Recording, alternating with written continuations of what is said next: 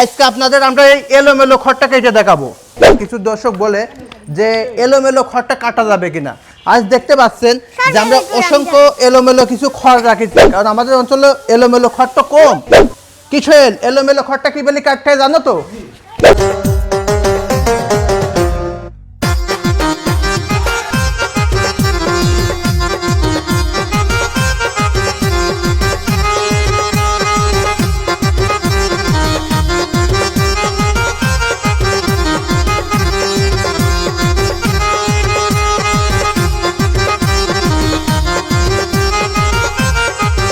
এলোমেলো খড়টা কি বলি কাটতে জানো তো? খড়টা ধরে মাঝে একটা ভাঁজ দিয়ে ভাঁজটা একটু দর্শককে দেখাও তুমি।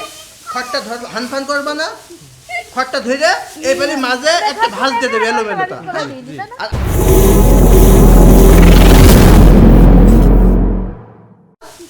খড়টা ধরে এই বলি মাঝে একটা ভাঁজ দিয়ে দেবে এলোমেলোটা। আর আটি বান্ধা তো কোনো সমস্যা না।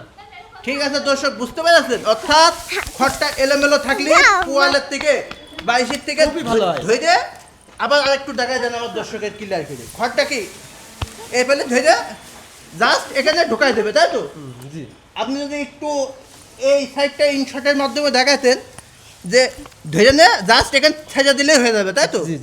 এলোমেলো খড়ের ক্ষেত্রে। আর আটি ক্ষেত্রে এখানে ফেললেই টেনে নিয়ে চলে যাবে। তাহলে চলুন দর্শক, আমরা আজ না কথা বাড়িয়ে আমাদের এলোমেলো খড়টা কী ফেলি কাটে আপনাদের আমরা প্র্যাকটিক্যালে দেখাবো। যে আমরা দুইটা মেশিনে এলোমেলো খড়টা আমাদের এখানে খুবই কম, তা আমরা দুইটা মেশিনে এলোমেলো খড় আপনাদের কেটে দেখাবো। আপনি তো আমাদের এখানে অনেক দিন ধরে কাজ করছেন, তাই তো? জি ভাই। ঠিক আছে, তাহলে আজকে প্র্যাকটিক্যালে এলোমেলো খড়টা আমাদের কেটে দেখান। তাহলে চলেন। আপনার নামটা? আমার নাম সোহেল মোল্লা। সোহেল মোল্লা।